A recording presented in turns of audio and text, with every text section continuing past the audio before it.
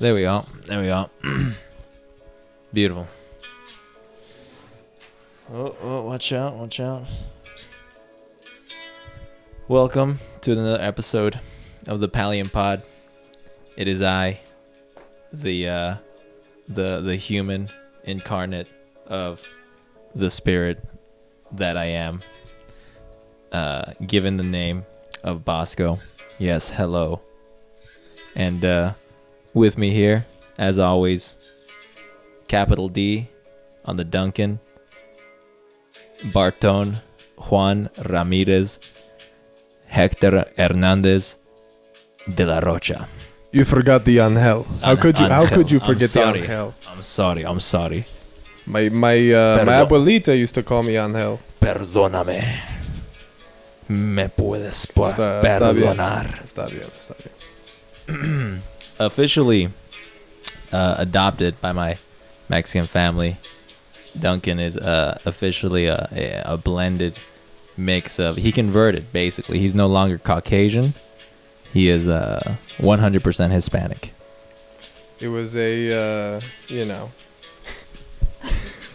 gonna have to start,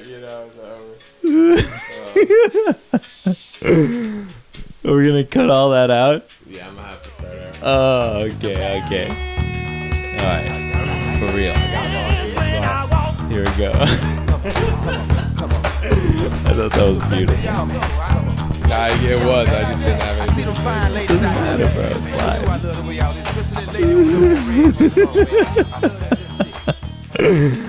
Okay, how about you give us a countdown? Alright. The jazz is sounding good, though. And we're live in 5, 4, 3, 2. Hey, what up, YouTube? We're coming to you live outside the... we're coming to you live from Rancho Cucamonga. Rancho Cucamonga. Munga. In case you didn't know, this is what the accent from Rancho Cucamonga sounds like, actually. It's kind of weird. It was actually... annexed by... Dakota about 30 years ago, and it's very infectious. Actually, I moved here about a year or two ago, I believe. And now I have a very confusing accent that keeps changing. So that's what happens when you come out here. It gets kooky in Cucamonga. It gets a little kooky. Sometimes you might find yourself in hot water, but you always find a way to just get up out of it again, and then you're right back slinging pizzas. You're right back, we're just keeping it to the basics out here. We're slanging some dough, pizza wise. Yes. And just trying to make it happen day to day. What else can you do? It's hard work, but it's honest work. And thankfully we're essential. You know what I'm saying? In these trying times, people desperately need the pizzas. Yeah, absolutely. I mean, it's been a blessing. It's been a blessing because a lot of people can't work. We've been gifted with the ability to work. Yes, in a troubling time. absolutely. And crazier numbers than ever because just everyone needs takeout. Everyone needs a little love, pity pizza every now and then. Pity pizza. What I'm saying? Sometimes you're feeling a little pityful for yourself. You just take a little, just have a little slice. Take a slice on us, okay? It's free. Just come on just down. Take a little slice and see what you think, and then you can come on back.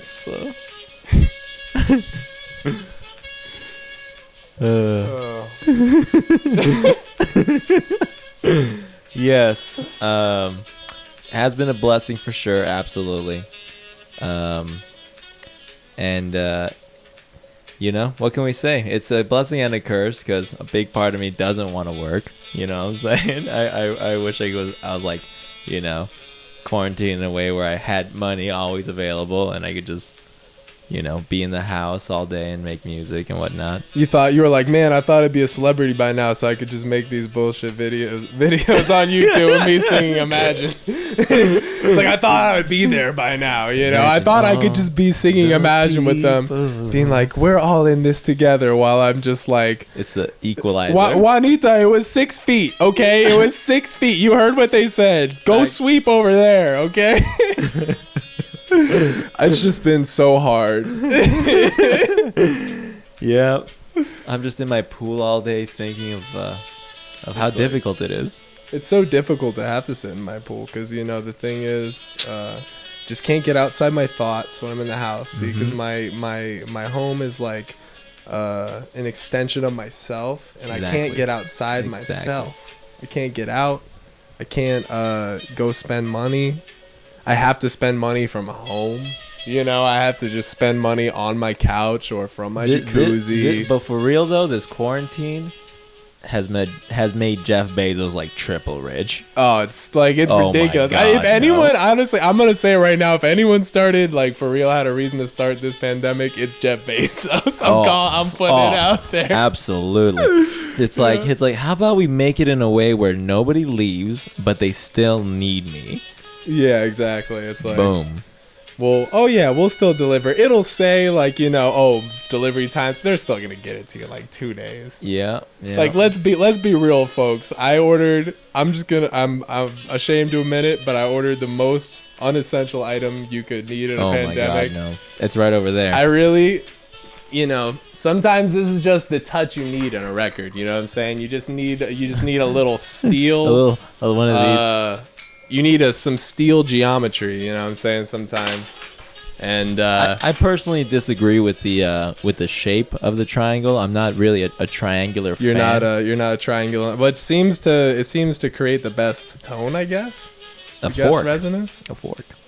Well, I see what you're saying. Yeah, because like the tone forks you use. Yeah, that's what really does it. That'll do it. Maybe it was. All right, you heard it here first. The triangle as a musical instrument, a Satanist conspiracy. Correct. I would say put here to very, very subtly, very subliminally put some evil messages in our head, because we got to start outlawing geometry, folks. We got to come the wrong geometry. Triangles are a little unruly. It's unruly. Quadrilateral. Get the hell out of here. Get those quadrilateral. Get out of here with that. You know which ones are really bad though? Like for real though, on the absolute top. Most haunted houses have a mansard roof. The typical mansard roof looks like a trapezoid.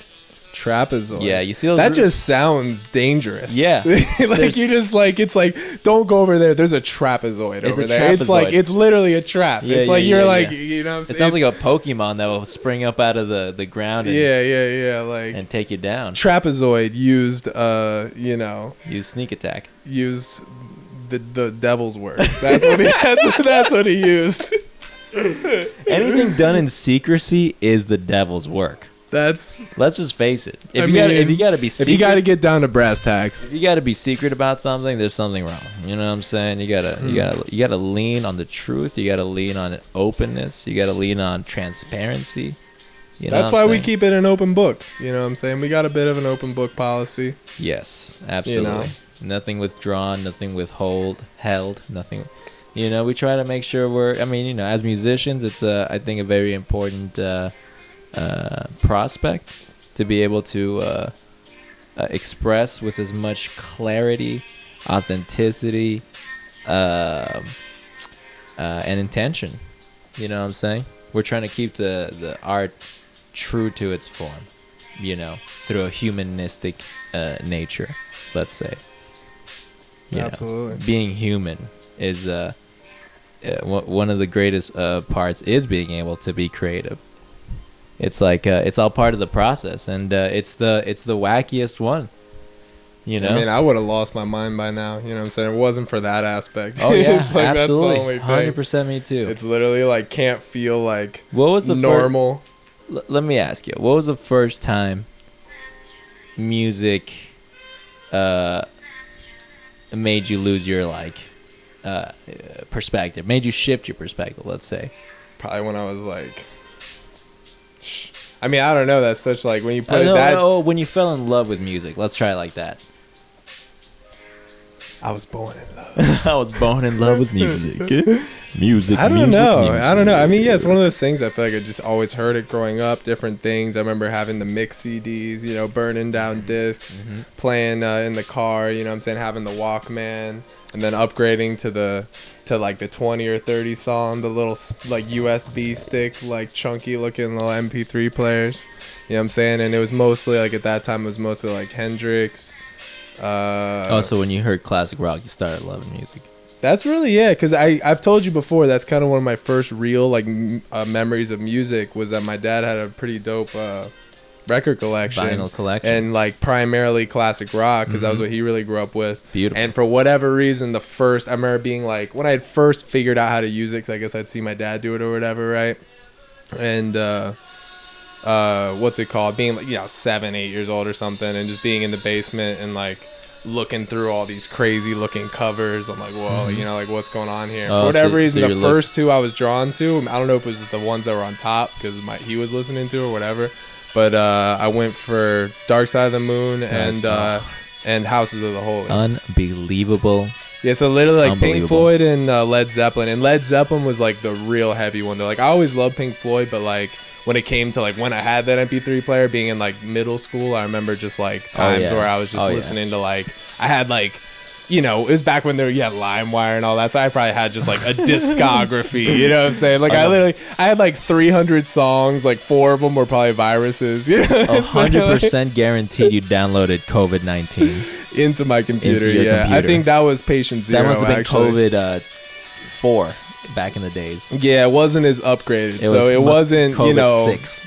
It wasn't like it wasn't like okay, you don't gotta but your freak out. But my computer was feeling it. It was a pandemic inside my PC. Pop-ups galore. Pop-ups galore for sure. I had a few of those. I mean, just I feel like my our age category, we're like the generation of just like destroying computers. You know what I'm saying? Because like we grew up with computers so accessible, but I was just like, at a certain age when you're so young, it's like.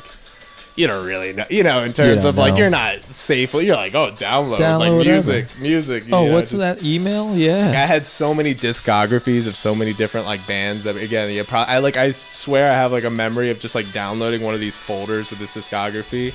And then somehow, somewhere in my computer and it downloads, one day I just stumble upon this video that it downloaded. And it was just like, some like chick with like boobs, something. It was like some like softcore porn or something. I was just like, obviously, you got juked, boy. You got juked. Yeah, it's coming. They're coming Here for you. But innocent Duncan Barton trying to get some music, and before you know it, boobs. That's and we're also that generation, the generation that was just exposed to way too much at way too young of an age. And these kids are getting it worse now. I feel bad. It's terrible. It's like everything around us is just sex and violence. I'm sick of it. We're sick of it. This is what we're talking about on this podcast. These gosh darn horny liberal media, skull sucking. They're putting this poison into the youth of today. Perverting the children. Perverting the children. That's what. There's nothing that evil loves more. Despicable. Than destroying innocence. Corrupting the innocence. They get off on it. It's 100%. It's factual. There comes a point where a human being gets so corrupted themselves through greed or some kind of, negative path, mental pathway, some bad way of thinking about how to live life and affect themselves and others.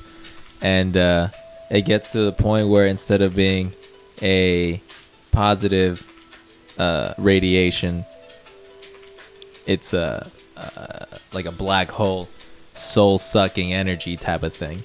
So they have to feed off of negative vibrations to live. Yeah, it's like it turns from the channel switches. Yeah, it turns from turns from out to in, right? Correct, it's like you flip the switch on the vacuum, like the old school vacuums where you could blow out or you could suck You could blow a vacuum? I feel like that was definitely a thing. I remember that being I don't know about that. if someone called bullshit, if I'm remembering that wrong, I feel like that was the thing. Anyways, That seems like a useful attack. The ID, yeah, it's like it was in case for intruders. It was like in like the 50s or whatever. Like they're like, all right, this is for the American housewife. This is her first line of defense. Yeah.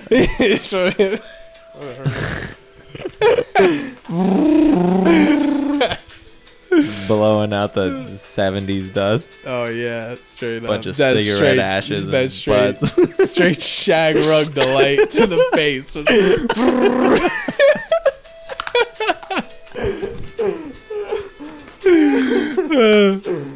but yeah, so I guess getting back to kind of the point that we were on. Hold on. Let me just bring that back. Shag Rug Delight. That's the name of the next band. That might be the next spinoff. All right, stay on the lookout because there's some more that's coming out. Yeah, Shag Rug Delight is definitely a possibility, but very Austin Powers vibe for the video. Yeah. Anyways, I'll do it. So we were kind of talking about so the origins of music and all that type of thing. You fell in love in classic rock. I fell in love with classic rock as well. My parents had a very similar taste. Led Zeppelin, Pink Floyd. Pretty much down the line, and that's pretty much that genre. And then around when did you choose? Let's use that word. When did you choose in your mind, I want to become a professional musician?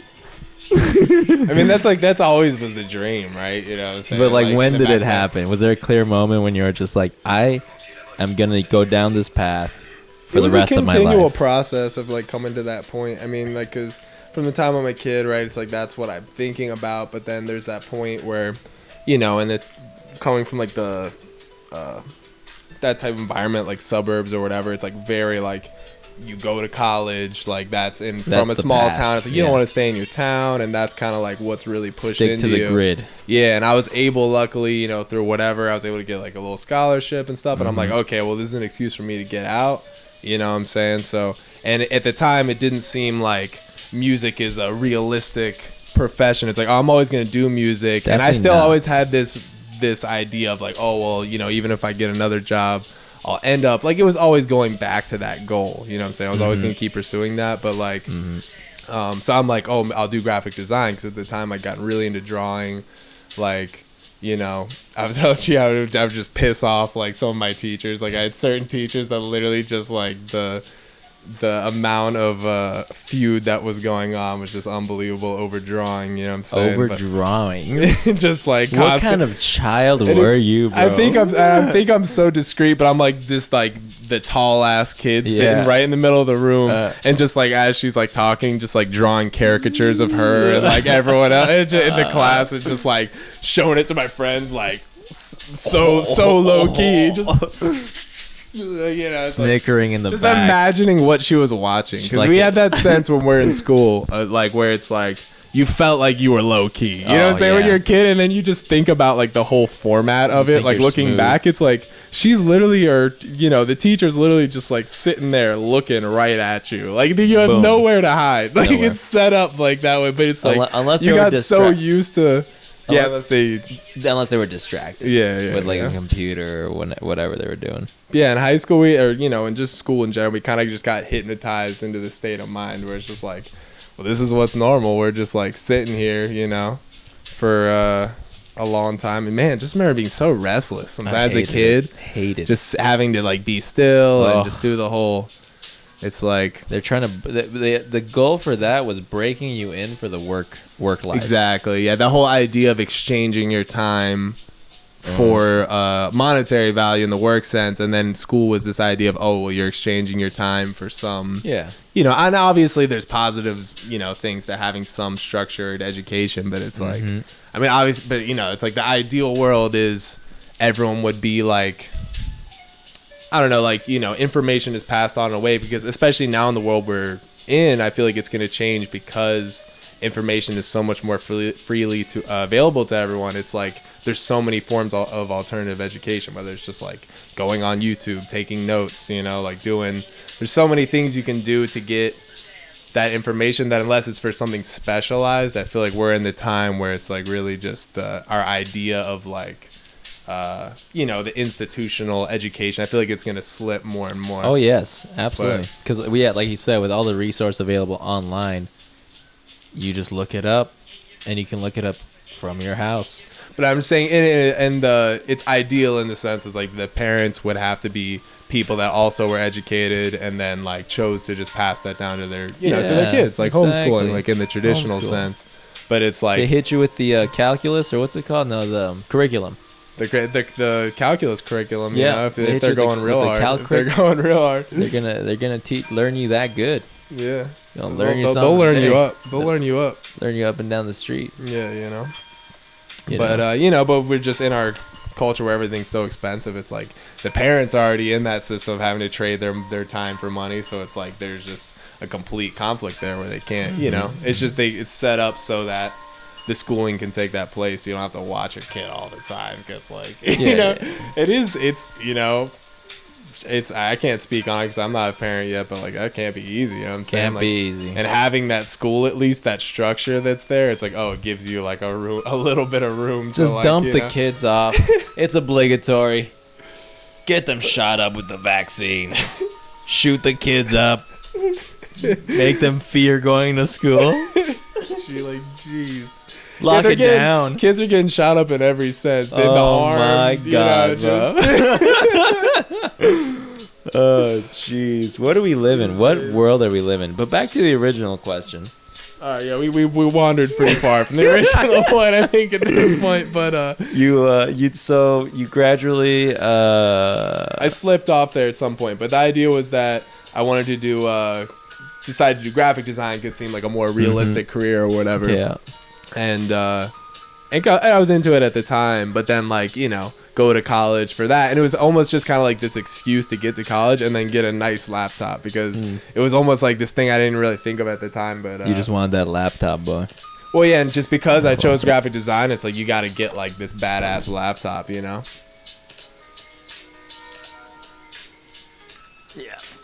So we can cut some stuff together. But so anyways, end up in college for graphic design or whatever, but it's like immediately when I get there, it's just like all I'm spending my time on is getting into making beats, because then I had a good laptop for the first time as well, because I chosen that program. It's like, you got to get the MacBook Pro, I just worked my actual job where I made some money the summer before, so it all just kind of came together. I'm like, all right, I can get this actual good laptop. And I just start cooking up. I get Ableton on that and upgrade it and everything. So you started fresh with Ableton. Yeah, well, that's what I've been using up until that point. But it's just like producing up until then was so much more like sporadic for me, because it was just like I was just figuring it out. And literally, I had just gotten Ableton, like the light version, I think, because it came with like a MIDI controller I'd gotten or something off like my first job when I was younger. So it was almost for a couple of years. It was really just to be clear, you hit college, you got the laptop, you were going to go for graphic design, but you started cooking up instead.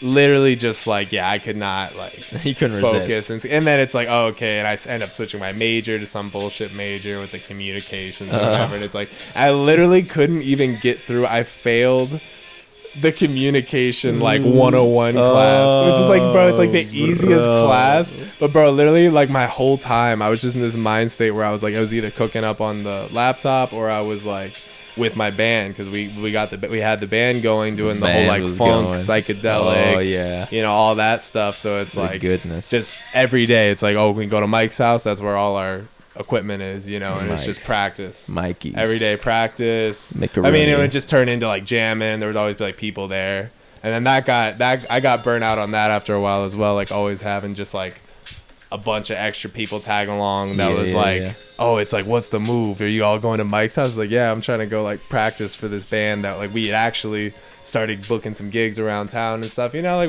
I was trying to really take it more seriously at a certain point. And there was just so much extra noise around me because of the whole college atmosphere. It's like all the younger kids, which I didn't have any beef with them, but it's like they were just always like, oh yeah, you get in a bottle, we're gonna go turn up at Mike's house. It'll just be like this crazy party, you know, atmosphere. And it's just, that was something that happened for that was me, college. I guess, at a It's always college. That's the gist of it. There's a clouded mind state that goes along with that too, though, because you're in this weird limbo of like, oh, okay, well, I'm going to my classes, and I tried to make that a priority, but by the beginning of the second year in, it's like just the amount of focus I was putting into the classes actually, and it was just so unclear, and I'm like, I'm spending this money, you know what I'm saying? So you're like, what is this investment in right now? Yeah. And you start getting in this, like, you know, it just kind of clouds in the back of your mind. It's like a weird thing. And then I'm like, oh, well, this is the thing I am taking seriously, is this music. But then I have all these people around me that are just like turning up in college because this is going to be their memories from when they're just like working in the normal world, washed up, you know. And I'm just like, I was just in a weird mind state, you know, at that point. And then I just started to really hone in on the production more then, started making my own stuff. When was it the clear, like, I can make this the rest of my life? Because at one point, I'm sure, like, it was really just an idea, and at that point, like, because I started to get my like little validations, because I had started working with like our homie Kojo in Baltimore, and like actually getting some real studio time for the first time, and like recording on a good mic. And I'm like, oh, okay. And then I started putting some stuff out with my homie Hef. Shout out Hef, who was who was you know, doing like my manager at the time. But it's like the amount of you know, it's more, I guess, like what's it called? Just, you know, just was hooking it up as far as like helping me out with getting, you know, some emails out and getting some stuff. So like minor stuff, but you know, for at the time when you're like 18, 19, you get like a little, someone writes a blog write up and you see a couple of things. You're like, it starts to fill that little, you know, as artists and like creators, I feel like we always have that little thing of like the validation of like, you know, love me. Yeah, it's like that. It's like, oh, can I keep moving forward in a world that's so like, you need results, you know, and snarky, so like, and haters, and yeah, exactly, full of all that stuff. That's cool. I could summarize mine in 3 words. When I was like, oh, I can do music. Yeah, ready? School of Rock with Jack Black. That's it. Yeah, like, I always loved music, but I saw a movie, and like I saw how like that movie was huge, bro. Like that movie was. I was like, I cannot believe how easy it was for them to just like, oh yeah, just get together and start, you know, just start jamming or whatever. Like, it's just like, boom, there's a song. I was like, wow, it's that easy to make a song, huh? And here I am 10 years later, still trying to figure that part out. Yeah, so I haven't made a song yet per se. I have a lot of movements of you know, it's pieces. Mostly like ambient electric clarinet, some solo pieces. I have some avant-garde whale noises. I have an interpretive dancer I've been collabing with. He's from Finland. It's reversed noises of fire burning on top of toilet seats. Yeah, I think I heard of that one. It was called Human Tragedy. Human Tragedy. that's what it was called. It was very insightful, actually. It was very insightful. Yeah, every I was very moved. Every tragedy begins on the toilet. It can seem that way. That's sometimes. When I heard about 9/11. I remember where I was. Yeah. Where were you? I was on the toilet. That's what I'm saying. I barely remember, bro. I was like 5 or 6. Oh, you were youngin', bro. Yeah, I have that memory. I mean, I feel like everyone has like some sense. Like, I remember what house I was living in. I remember, like, you know, where I was, what school I was going to. But memories are so crazy, bro. It's like they get, and sometimes you're like, am I just like, have I been fixing my memories just bit by bit over the years? Maybe. You wonder that, where I just look a little bit more like the good guy in every situation, you know? I've boiled my memories down to like a vague idea of what the sensation was. It's a narrative. Or specific textures or specific deep micro details. That's a weird one that brings you back is when you get the smell. Oh yeah, That you get a smell. I always have like a certain smell, like that's funny enough you say it's the most it's the sensory that is most connected with memory above sight. Olfactory. The olfactory glands. Olfactory. Yeah. So it's a factory of O's. It's a factory of O's. Yeah. Cheerios. Yeah. Chip Cheerio. Okay. But it's a good time here at the Palyan Palace, as I like to call it. Me and Duncan built this entire studio. Edmund helped as well. Tore up the floors, epoxy, paint. We built that whole wall back there. You know what I'm saying? Threw the TV up, monitors, everything. Took us about 2 months? Yeah, in that 2 months wheelhouse. and $2,000, something like that, roughly speaking. Like $1,000, nothing too crazy. We went straight Bob the Builder, but the Mexican version. The absolute, yeah, We the went- Paisa version. We figured out all you have to do is you gotta get a couple ladders, you gotta get some drills, Ladders. and then you just gotta put on banda music, Yes. and you just gotta, maybe have a couple chelas, Chelitas at 9 a.m. Just At get 9, started. 9 a.m. you gotta hit a couple chelitas real quick, and then around 12 you'll hit some chips. Some chips and salsa, maybe beans if you got some beans. Maybe a little beans if you're doing it right. Oh. If you're doing it right, You got and some then you'll probably beans. around that time, you'll run back out, maybe get another 6-pack, couple more chelitas, couple more Modelos. and then You can't drink Corona anymore. But no, for real, it was very honestly. There's something to it, I think, because ordered something the rug. about that music, it's upbeat rhythms. If you aren't familiar with banda music, it's absolutely hilarious. Look it up and blast it And while it's, you're it's in your. fantastic. I'm not. You gotta hating be. on it You at all, gotta be but in a Tacoma from the year 2004. It's gotta have terrible muffler problems and the suspension's all jacked up. And there's gotta be at least 3 different gardening tools just jiggling around in the back. couple weed whackers. Yeah, you got 2 lawnmowers. One of them works. the One of back them window you're is switching out the stuck. carburetor. The back You're window. working on it. That little thing's stuck. That's stuck. That's done. That's been done. But yeah, but no, I was saying there's something to the very upbeat and just very empowering, waltzy Powerful. rhythms, and then just the unreasonably sad and dramatic singing over top of it. Just the mi vida.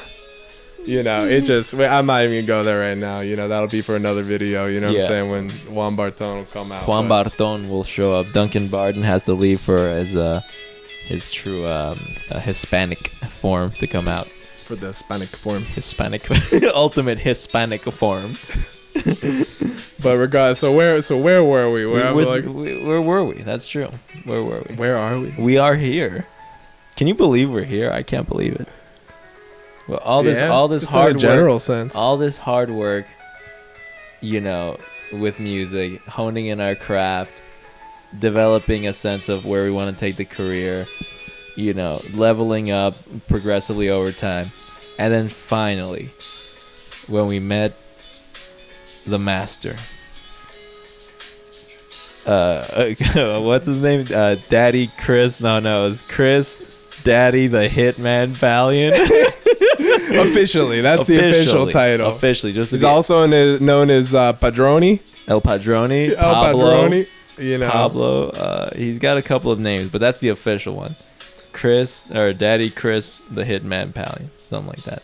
Anyways, once we met him, boom. Now the vision, the goal, the ability, the access, the direction to actually make it somewhere in the music industry has been unlocked. I would say so. I had my idea of how I was gonna do it, but it was just gonna be progressively longer, it seems. But with Chris and his mindset and his inclination and his amazing ear for production and whatnot, it just seemed more possible because there was more ability to work in a more realistic and progressive way, let's say. Well, yeah, and for me, the most profound thing is just the realizing for the first time the power of having a team. Just the importance of like having people that are actually like-minded, they're actually on the same page, and just all working towards a common goal. La banda. Yeah, la banda. Yes. En el caso. Este es caso, sí. Es cierto. Sí. Claro. Sí. Claro que sí. You maricón savage. Ay, cabrón. Ay, cabrón. Ay, cabrón. This is a bilingual podcast, just in case anybody was wondering what happened there for the last couple of seconds. I don't know if we can say full bilingual, because I'm more like, when it comes to Spanish, I'm more bi-curious than bilingual. You're dipping in. You're dipping in. I'm just dipping my toes in it. I'm not so sure if I'm full Hispanic yet. You're dipping your toes in the refried beans. I'm working on it. It's a learning process. In the frijoles. In the frijoles, con mi frijolente. Con mi frijolente. Be on the lookout for that song coming in the near distant future, 2020-ish, maybe. We'll just have to see what comes out first. We have plenty of music coming on the line so far. What do we got, Duncan? What do we got so far as the Palyans? We got two we did with Atro Palyan, fantastic tracks we did with them, Sig Freaks and White China. Yeah, those are fun. Just ridiculous bro. Just getting to really see. Oh my god, if anybody want to talk about dipping your toes in, that's like getting knee deep, what I'm saying? Just in terms of just like, putting it together, putting a little team together, just having fun with it. Yeah. Getting the proper equipment and just, giving a run. Getting really a feel for the ability that we have to create something like that. Shout out to Atro Palyan, wherever you are loved. Providing the spark, to help us continue moving in that direction. It just takes those little pushes over time, what I'm saying? Because we all come together, but obviously in this economy, we're working our asses off. There's no economy anymore. It's gone, buddy. They're gonna replace it with social chips. It's done. Yep, they're gonna hit us with. And instead of there'll be no more money, and it'll just rely on your social credit score. There it is. It's linked to your chip. Are you a good person? Yeah. How are you? What is your? It's gonna be able to read all of your interactions that you have with everyone. Yeah. And then based on that, it'll give you a score, and then based on that, it's like, okay, you get to live in Section A. Basically, let me get this straight. Basically, by the virtue of those standards, anybody that is between the ages of let's say 10 and 14 of the male range, it's just screwed. That play Xbox, they're all done. They're gonna go to the gulag for real. They'll be sent straight shipped to Russia, right to the gulag if it still exists. In this new world that they're creating, they had it coming. Ultimate criminals, the bottom of society will be 10 to 14-year-old gamers on Xbox Live, because that's where the racism still lives. Yes, that's where it's proud in the community. It's flaunted there, nothing. There's no holds barred. When I was a kid playing Xbox, it was you had to come in prepared to attack back, because it was ruthless. Yeah, you had to come guns loaded. Yeah, as long as you were good at the game, you could chill and handle it. But there was a lot of people that like to mouth off. Yeah. What are you gonna do? It's okay. It's all right. People are people. And when you put what are you gonna do about it? When you put a digital screen between them, they get a little loose. It gets a little. It gets a little voyeuristic. It's like you're not. I mean, in the game is like the most literal sense, because it's like it's just your avatar. So it's like you can say whatever the fuck you want. Absolutely. It's almost kind of like they're embodying this, like, avatar that they're playing in the game with. It's like, oh, well, it only exists when I'm in this game. So this personality that I've attached to it also only exists when I'm playing the game. There it is. They're able to section it off, from regular life. So back to the thing. We got those two videos done on the Palyans website. You check us out on YouTube. Just look up the Palyans, Sig Freaks, and White China. After that, we hit Chuni, I believe. That was the next one. Yeah, a little cover song. Little Armenian cover song. The same one that we surprised Chris with on his wedding.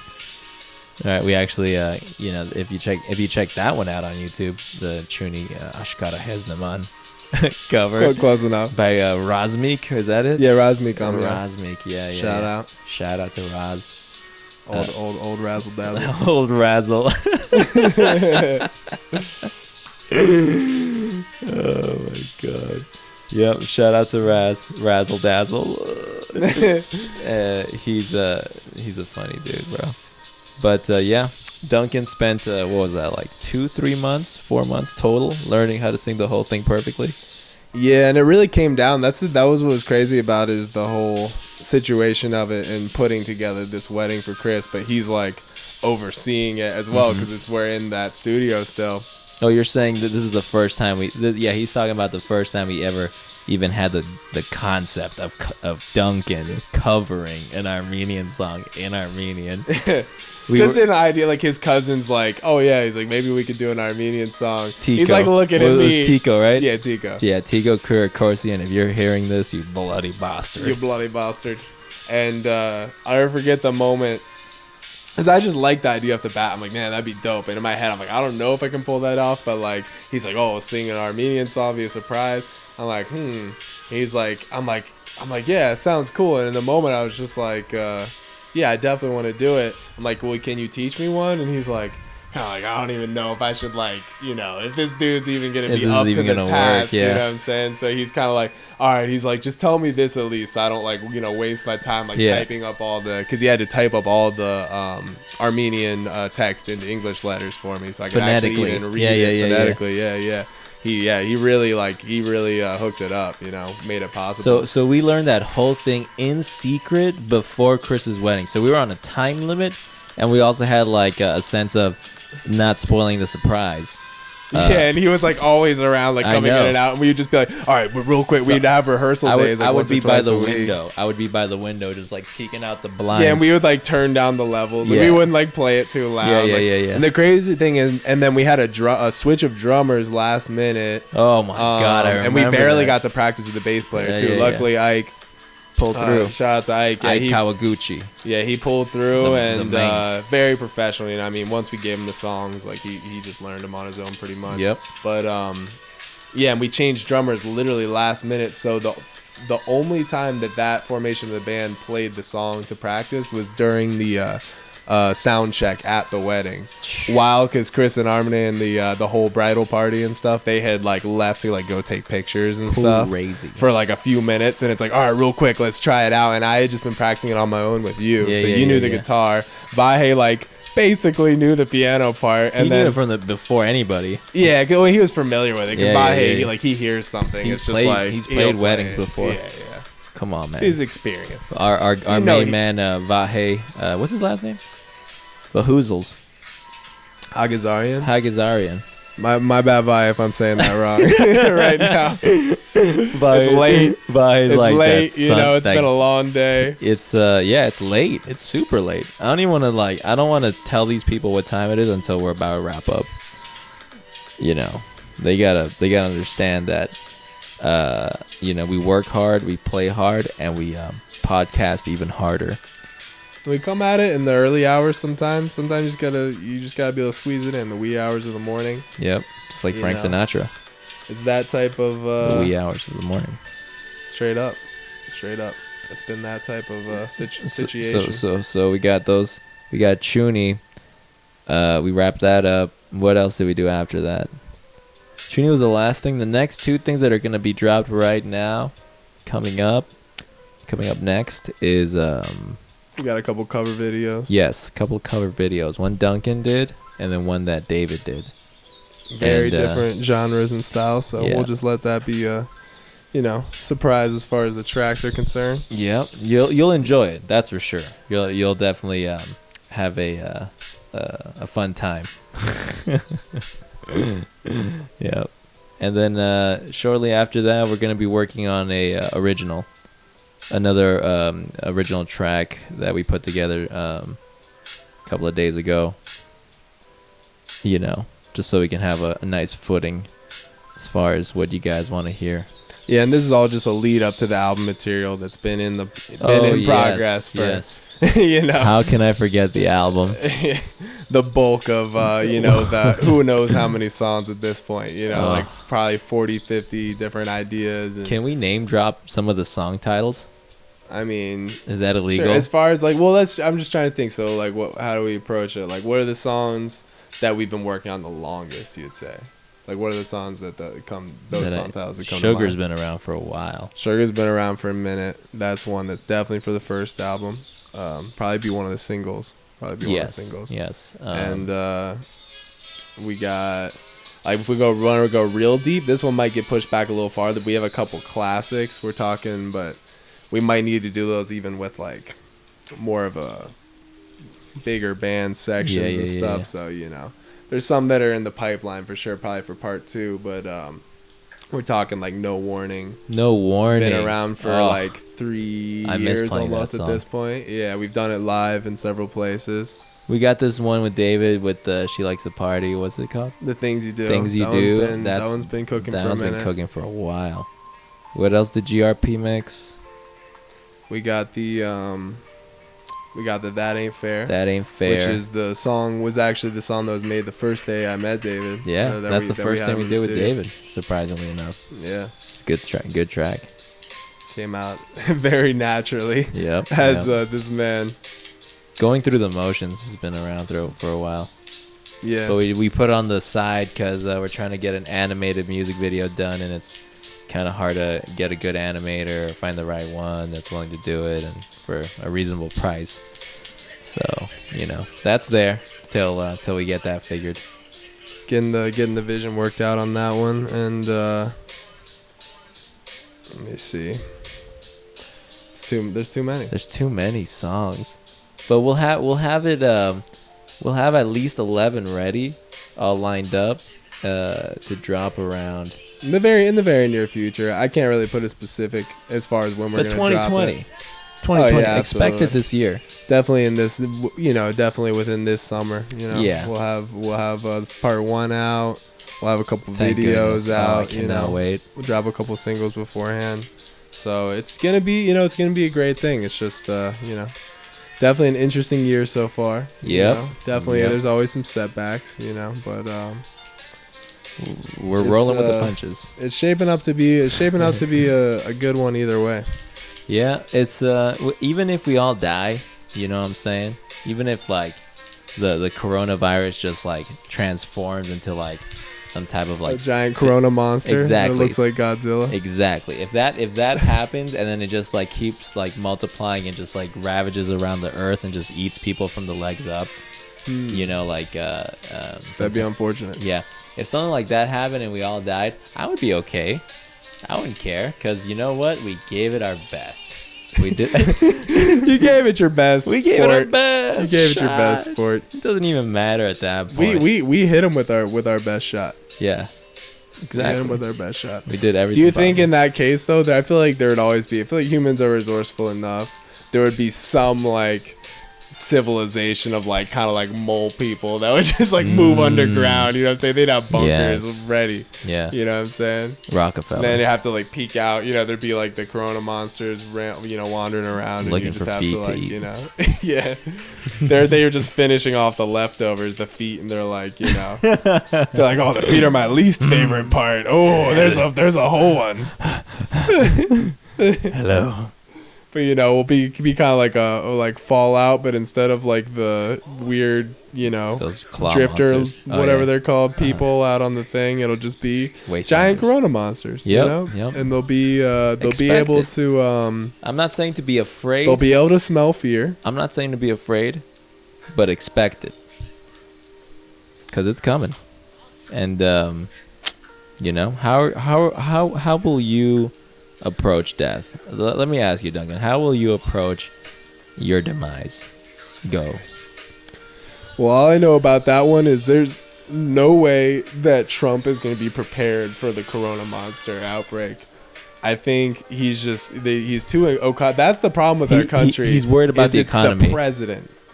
Okay. That's the only problem in our country. I see it. Yes. That's everything else. It's all up to that person.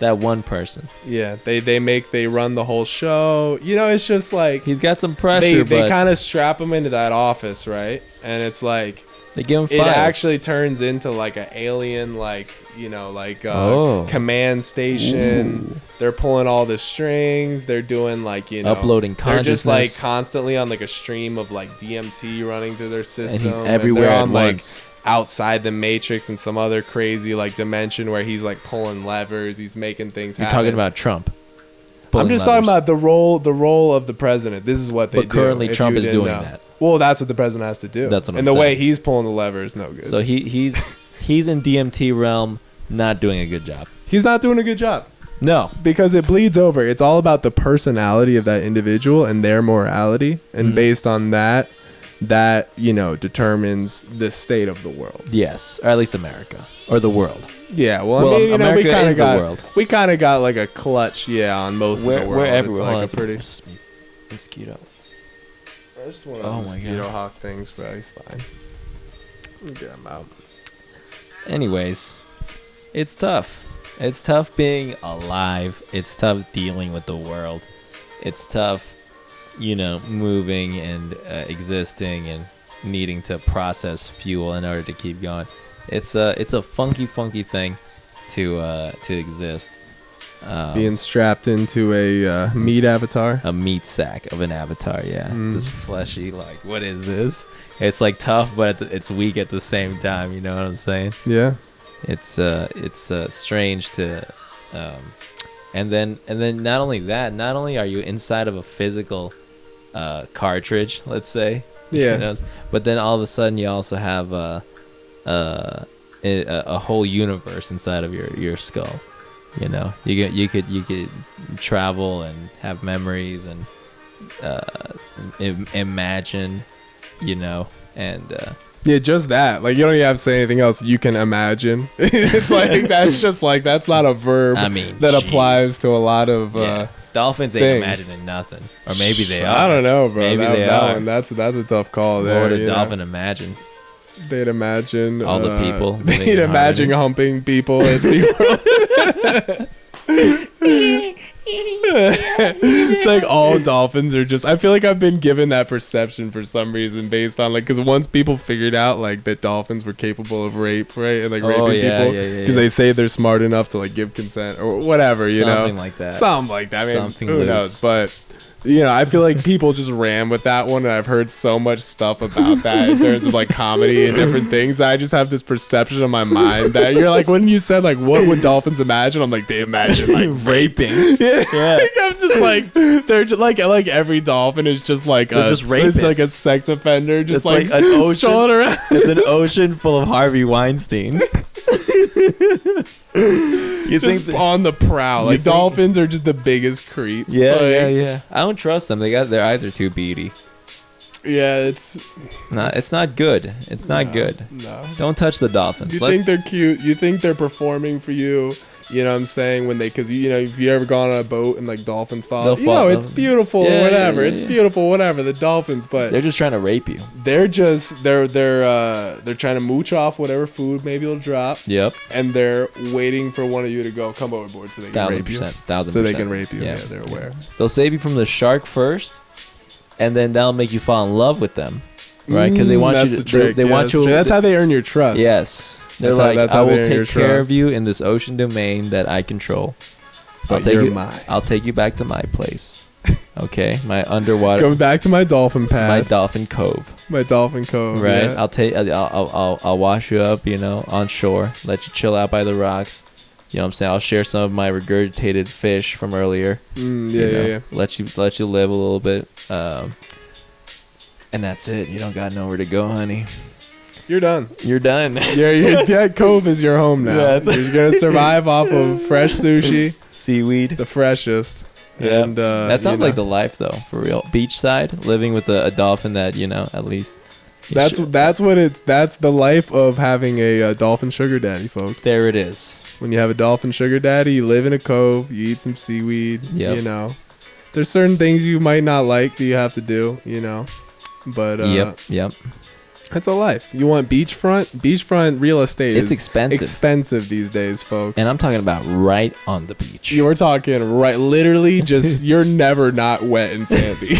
You're never not. The tide might jack up your furniture every now and again. You know, you might try to move and build something out of like some driftwood, and you know, and he's not nice about that either. He hates everything Dobie. you do. He doesn't think you're capable of anything. Dobie, just a real old school, like old timey, patriarchal.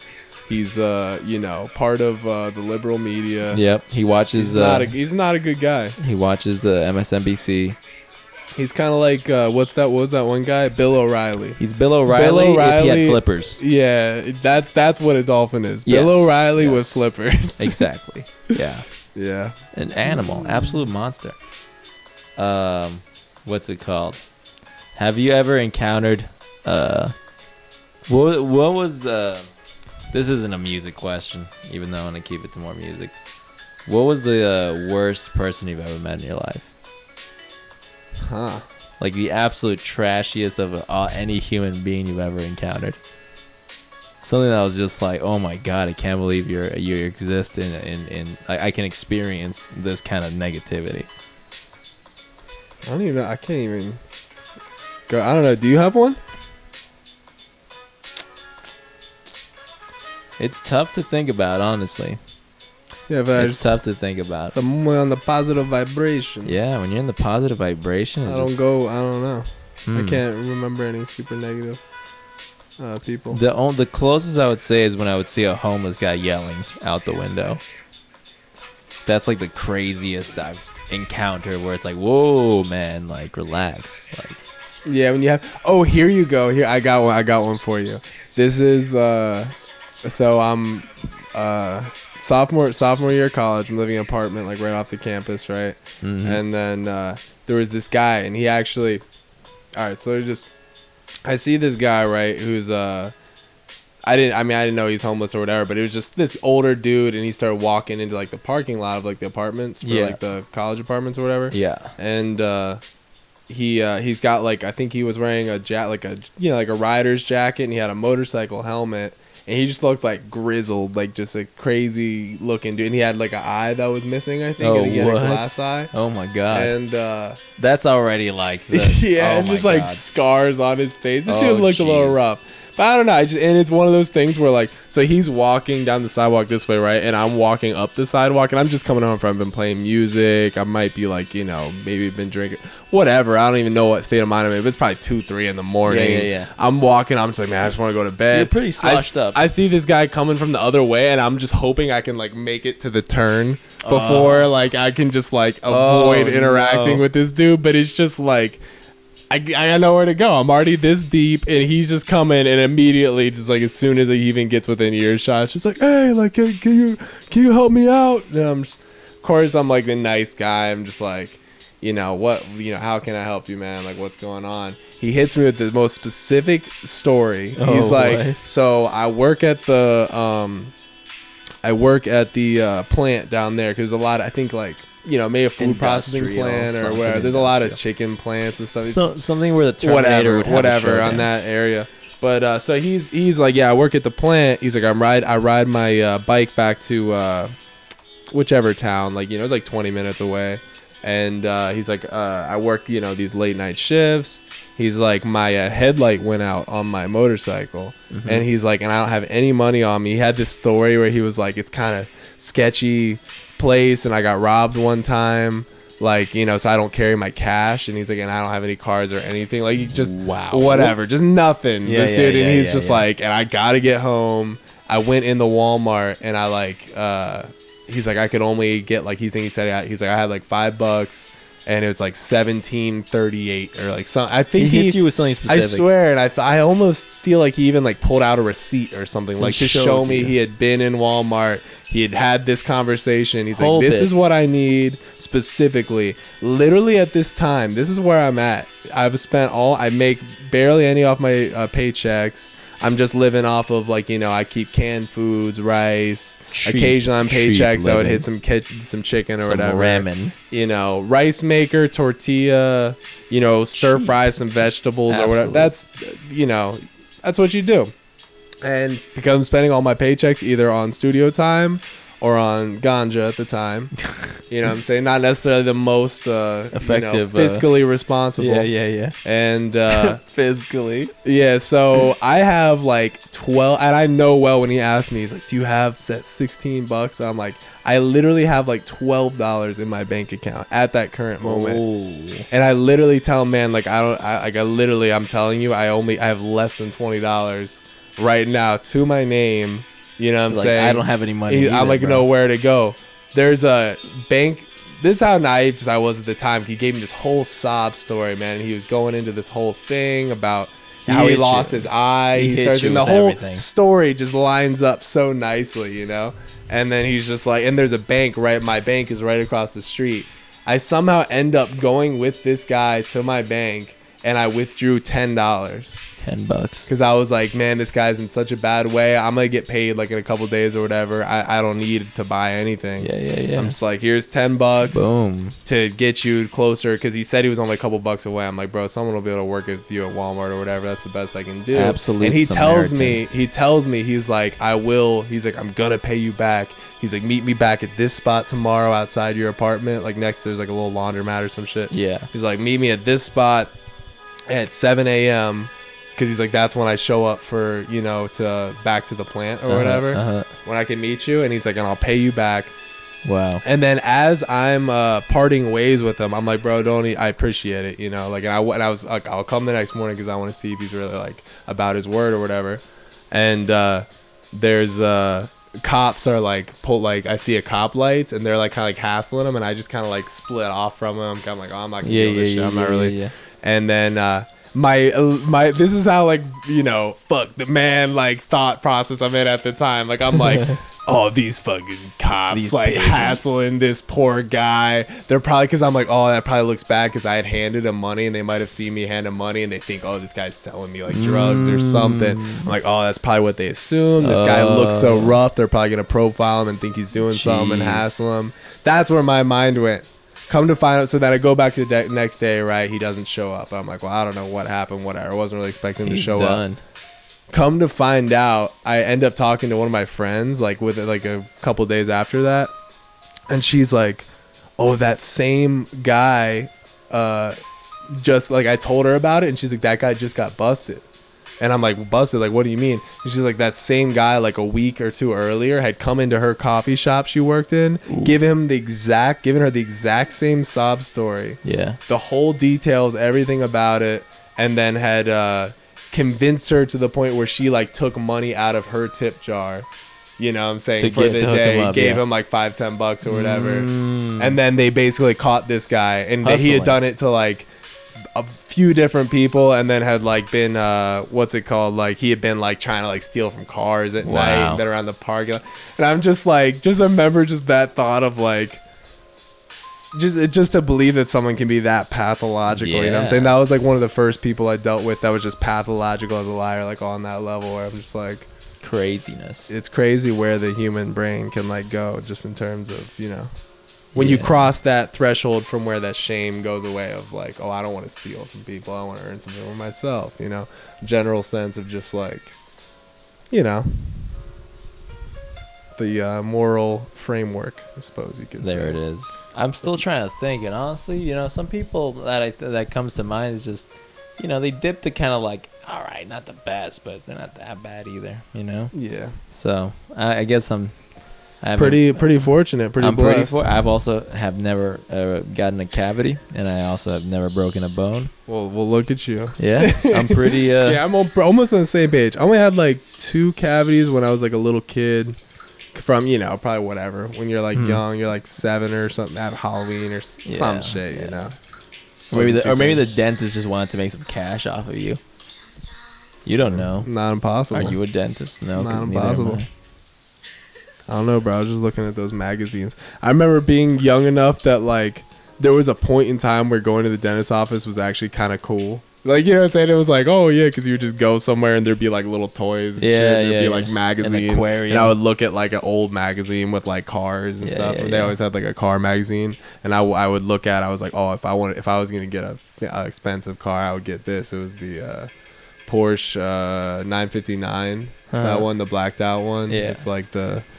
Anyways. You know what the stupidest thing was? I remember this like from a 90s hospital, some children's hospital in the 90s.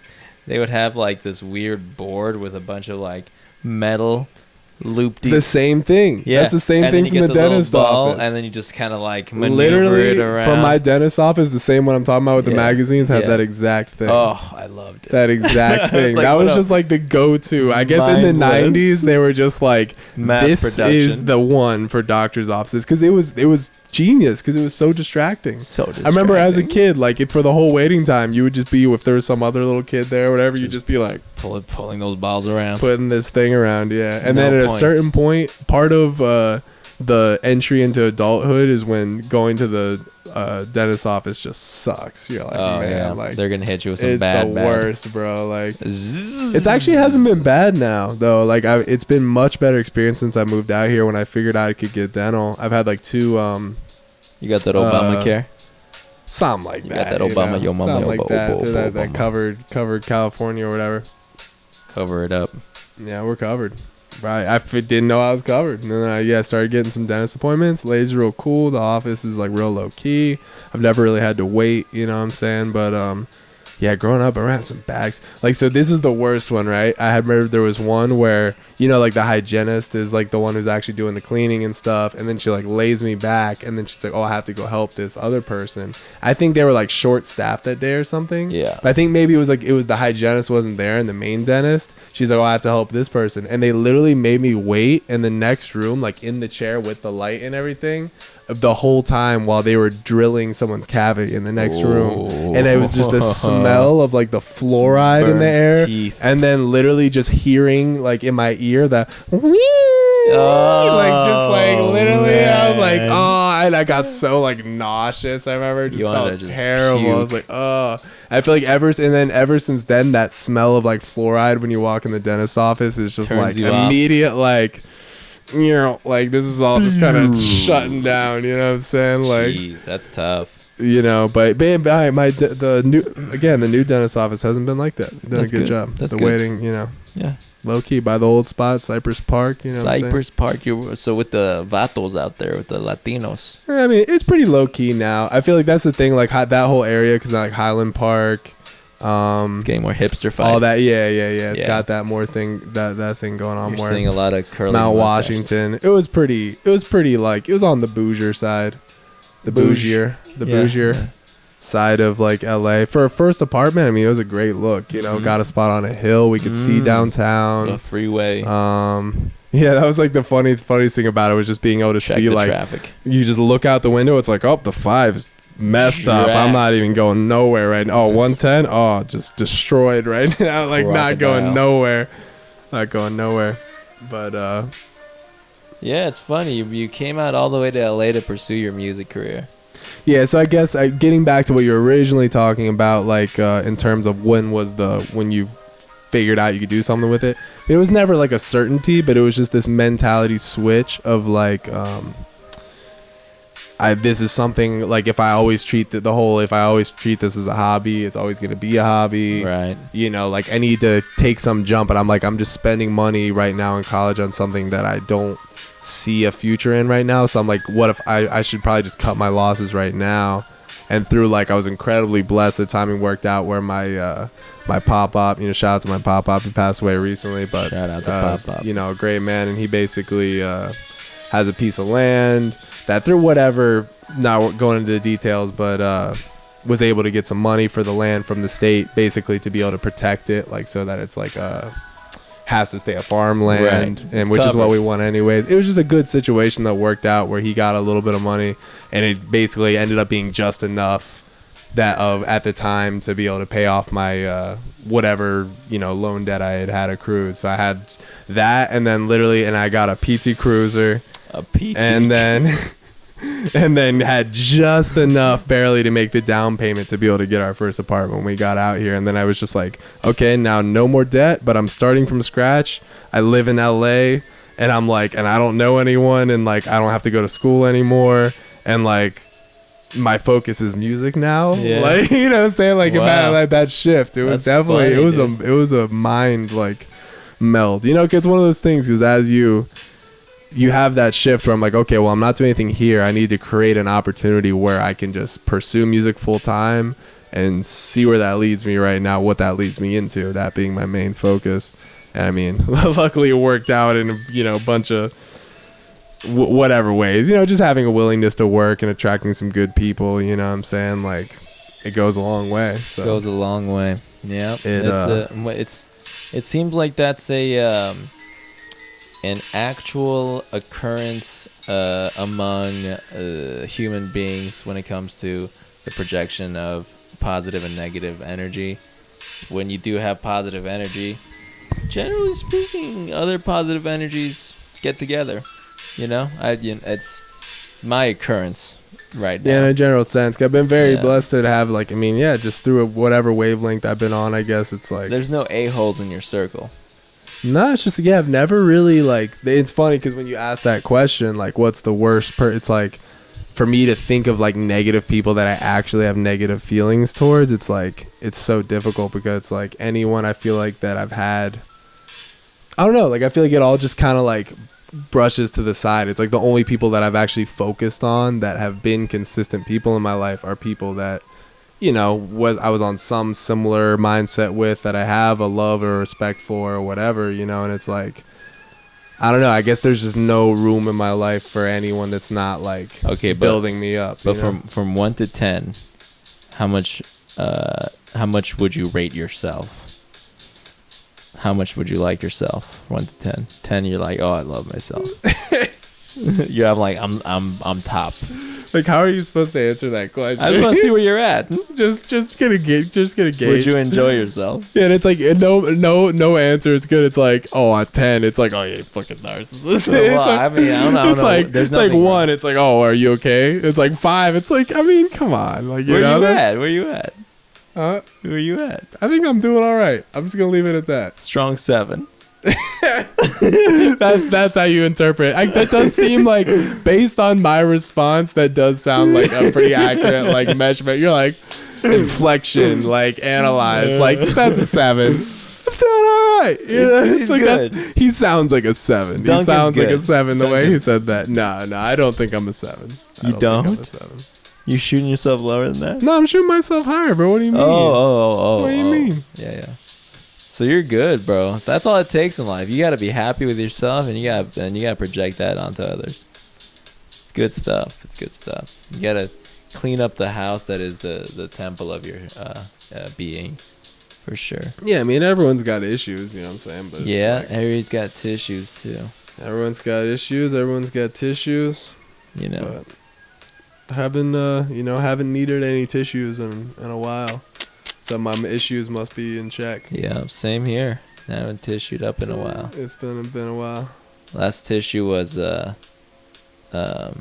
for me, it's like, you know, losing people. That's like the only occasion for the tissues, really.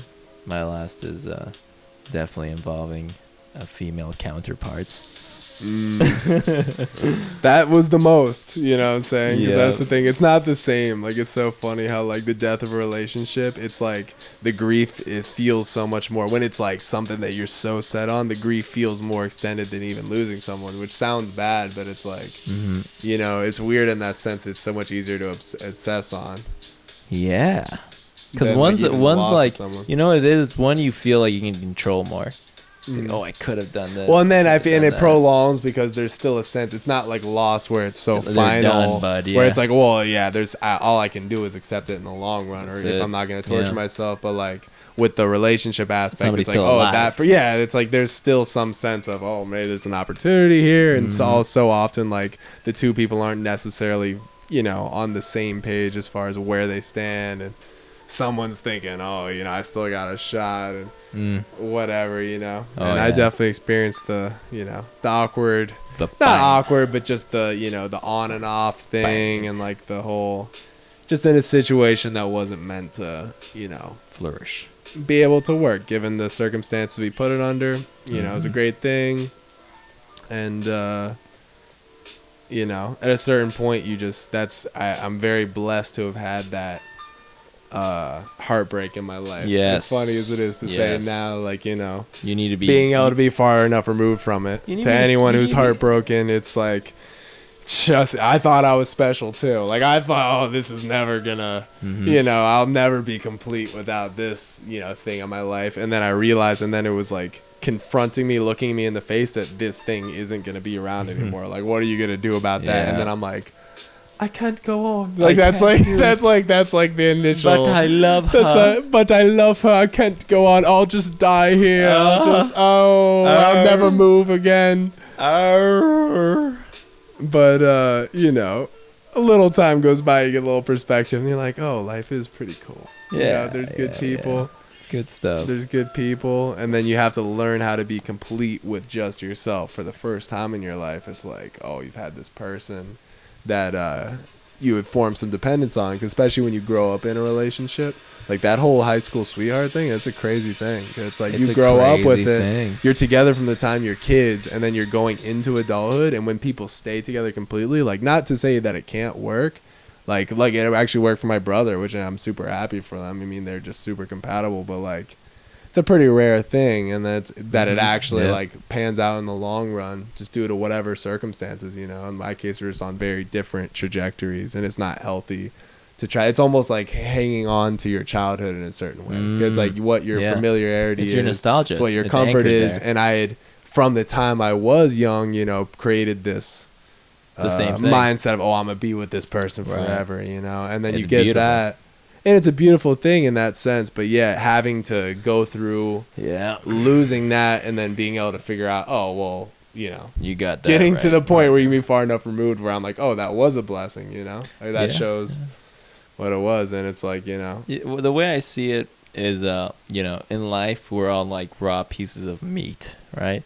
And life is like the universal grill, right? And everybody's gonna get grilled by life. You know what I'm saying? You got to get grilled by life if you want to cook good. You got to be.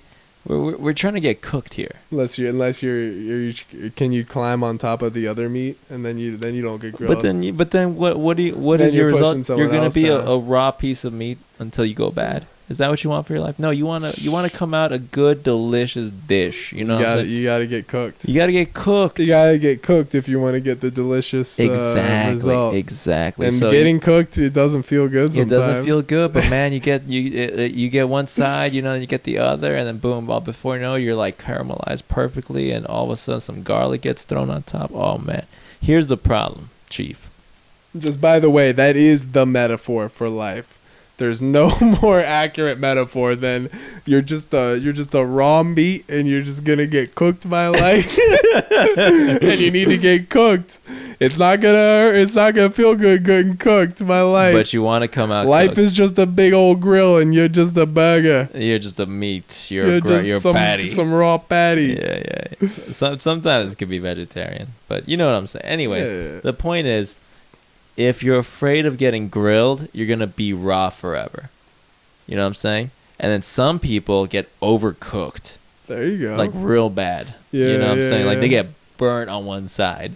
Yeah. You know? So you do. I mean, like, and depending on what part of the stove you're at, you know, you might hang out there too much and you get charred, and that's it. You're done. You got to get thrown to the trash. But sometimes you can recover it, flip it on the other side, scoot it to somewhere less hot. Maybe, you know, pair it up with some salad, some potatoes, and you come out all right.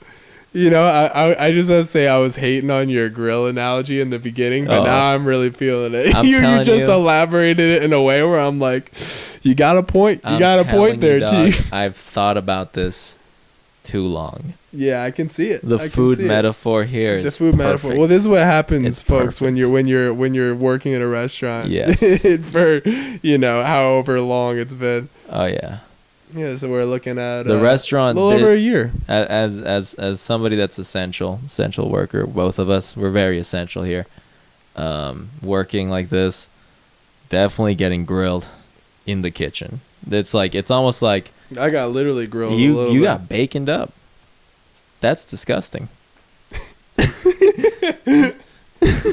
This guy literally had if you can make bacon grease hotter, I'm pretty sure it would have melted the oven. But it was so hot, this bacon grease, that he pulled out, and poor Duncan got all this splattered on his arm. Oh man, it was a very crazy sight to witness. I was very worried, but luckily we had a bunch of aloe vera, and we slathered her up good. Oh yeah, you got slimy, bro. It got a little slimy. It's slime time live. It's him fine. He's doing good. He's doing good now. And now I just don't have an excuse not to get a tattoo on this arm. It's like, well, you already messed it up. It's already. It just might as well turn it into something interesting. Try to make it look good, buddy. Because tie it all together. That's nasty. Just tie it all together. You look like. I already had a cigarette mark on this arm man. when I was a kid. Oh. Just stupid, stupid stuff you do when you're like 14 and you live in like, the suburbs. Blood brothers. No, it was literally this dude. I can't believe, like, anytime I've told this to someone. Oh, he just leaned into you with a cigarette? Was that it? No. Anytime I've told this to someone, like, they're like, I'm like, have you ever heard of something like this? Like, who comes up with it? Their version of chicken that they come up with, probably on the cigarette spot, chicken. Was you put your arms together.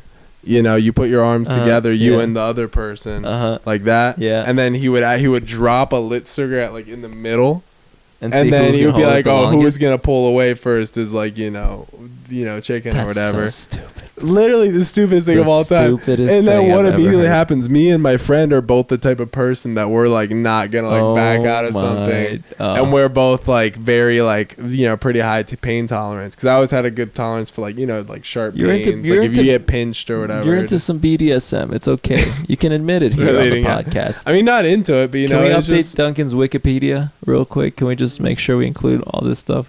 yeah. We need to have the record straight. Duncan, pain. But leave it there, and then both of us within like literally they put it, and it's like for the first few seconds I really feel it, and then I'm like, well, it's not really directly on my arm, and then it goes numb after like 10 seconds of just holding it there. So you cooked and yourself. I literally just asked my friend, because I'm like, we shouldn't leave this on there. I'm like, hey, bro, did your arm go numb too? Like, can you even feel it? He's like, I can't even feel it. And I'm like, yeah, we shouldn't keep our arms here. Like, this isn't a good idea. And so he pulled his arm away first, and it was just like sitting on my arm. It was singed on. Yeah, pretty much. And pulled it off, and I had it's just like a little mark. That's pretty funny, bro. Where is it? Can this one? It's this one circle right here, but it's now inside. It's inside of the bacon of a larger burn. There's a larger burn that it's just like planted inside of. It can't get funnier than that. What can you say? You covered it up. They're saying it's got a little island feel to it. They were saying I could just get them filled in. It'll turn it into Hawaii. Yeah, you can draw Hawaii on top of that. There you go. Yeah, I'm gonna have to spend some time in Hawaii. You're gonna have to live in Hawaii. You've been blessed by the Hawaiian bacon gods. I think it was chosen. Yeah, I think I was chosen to live on the island. You've been chosen to eat Hawaiian pizza for sure. I'll come to Hawaii with the Hawaiian pizza already made. There it is. But now with the Patriot Act, you can't do that anymore. You can't bring pizza onto the plane. Yeah. You wish you could. Not until these TSA agents never tried my pizza. That's the difference. If you try I bring 4 pizzas. 4 I from leave double play. 2 are for the TSA, and no questions are asked. No questions are asked. No questions are asked. The it's pepperoncinis, they might get a little questionable about the pepperoncinis, but I gotta just get put them the on pizza board. in your mouth. That's what I say. Actually, as soon as she questions me, they usually start with something like, who are you? Sir, what do you think this is? What are you doing here? What are you doing here? Like, why are you holding that pizza? Have you ever been on a flight before? These are the type of questions Are you they're okay? asking. Are you deranged? And my immediate response is, put this pizza in your mouth. But you gotta say, put this pizza in your mouth. You gotta say like, just put this pizza in your mouth. Just put this pizza in your mouth. Don't worry about nothing. Put this pizza in your mouth. Don't worry about nothing. Just put the pizza in your mouth. You never had cheese like this. Have you ever had cheese melt in your mouth? Only a Doubles pizza. Doubles pizza, where we have the pizza. we got the best pizza in town. If anybody is in the Rancho Cucamonga area, check out Double Play Bakery and Pizza, located on Lemon and Haven. we serve the best pizza. We're serve the kicking best it there. We're pizza. kicking it there a decent percentage of the time. Yeah, we're making some amazing food. A lot of great pizza. So, Los Angeles, California, Rancho Cucamonga, Lebanon Haven. See us. Be there, be square. I mean, that's if you want to try the best pizza. That's only if you like the best. See, some of you Yeah. might not be suited for the best. So Mm. I would recommend that you Weed probably them sit out. this one out. Yeah, you probably just sit this one out. Get the Domino's deal. If you doubt that you're ready for the best, because the thing is, I know some of you are on a budget, and if you hit this, you might not be able to go back to Domino's. yeah. It's like Little cocaine, Caesars. basically. It's like you try it once, it's amazing, and then you keep buying it, and then You're gonna before you- become You'll go a broke. pizza connoisseur. That's the problem, go and then you're broke. gonna become addicted to the craveability. fancier and fancier pizzas, and then you go bankrupt. Yeah, but you know what? It was a fun ride down with the best. Yeah, a lot of sauce, Lots of sauce. lots of sauce. So I lots learned of how to make a cheese. deep dish. Apparently, it was created when somebody decided to make a pizza instead of a cake tray. There you go. That's all it is. There you have it. So we'll try it out. Definitely try it out. Get Should we both sides. should we check what time it is where we're at on the track? Yeah, I think it's We probably about time to just wrap her up. honestly. So conclusion. How can we wrap this up? How can we wrap it up? I don't know. We covered some different grounds. Just everyone just try to stay in a positive state of mind. You know what I'm saying? There's nothing really else we can do right now. The deeper you look into whatever's going on. I mean, I'm not telling you to just not know what's going on. Don't be a but sheeple. You don't gotta be a sheeple, but at the same time, you don't gotta go so deep. Don't torture yourself. You know what I'm saying? Like, I don't know. At a certain level, you just gotta live your life. You gotta live your life. Yeah, live your life. Just gotta relax. Accept where you're at. Just accept the chip is coming. The chip is coming. The vaccines. It's the only way you're gonna continue living in the city. If not, you're gonna have to move out into the countryside and live like an animal. You probably have to become a sustenance farmer. Yeah, Go it's back. good. It'll go back to a world where there'll be like city metropolises Well, where it's like we were saying before, social credit score. There's no such thing as ownership. Nothing. Based on your credit score, you get assigned to a living dormitory, and you get assigned to like a task or a And job. you pay for based living on- there. But there's no paying. There's no buying. There's no ownership. Well, I mean, your credit score determines if you can live there. Exactly. Your Yes. credit score determines you can live there, and then you work your job, that you've been assigned, and then you live in your place, and then they give you, they give you a certain amount of like food credits per month, and it's assigned to your chip, and then you can just swipe it on your device or whatever, and then someone will bring you That's some whatever you want. You get some like bananas or some Robot sex dolls. Yeah, I was that's actually was the next thought. It's like bananas first on the list, and then robot prostitutes. Yeah, Because that's gonna be AI prostitutes for sure. I'm sure Amazon will put most bought together. It'll be as like bananas and the sex dolls. bananas and sex dolls, It's just a good combo. or it's just some type of AI intelligence. You could do like her, and you could just be like installed into your house, and you could just be like making love to your home. Yes. And it's some artificial intelligence. And you said making love to your home. yeah, making love to your home. Like 'Cause- there's like a 'cause hole your in the home- side of the wall. No. I'm saying because your home has the artificial intelligence built into it, right? And it just communicates with you in all the different rooms of your house. And then it's on a spiritual level. You make love to your AI You're home. doing tantra with your home. Something like that. And I mean, who's to say your home couldn't have like Multiple partners. that too. And who's to say that your home couldn't come with some attachments, whatever you want, if you want to get a little more literal with the making love part. That'll come too, but Like out in the that'll back. probably come first. Yeah. That'll probably come first, the attachments, It seems like it's a priority for most people. Yeah, to, the physical aspect. Yes. The physical aspect of it, the Of- whole interchange. Yeah. Sensual interplay Yes. is the proper term for term or lingo. carnal knowledge. Carnal knowledge. Carnal knowledge is If, the proper if anybody, affiliate association you gotta get some information on the carnalities. on the Mark Wahlberg on Carnelian Avenue. off of Carnalian. Just make Rancho Hold on, Cucamonga references for the whole show. I gotta tell people what time it is. Hold on a sec. What are we looking at, Chief? I can't believe that stretched out. My phone's dead. All right. Well, the world may never know. Hold on. Late. Hold on. I want to tell It's people. late. No. People need to know. We're gonna get a couple hours of rest. It is currently 4:43 in the morning. No, not too shabby. Not too shabby. It's that sounds like about closing time. That sounds about quitting time. So Yeah. I'm Basco. This is Duncan. And till next time, Palyan Podcast signing out. Yay.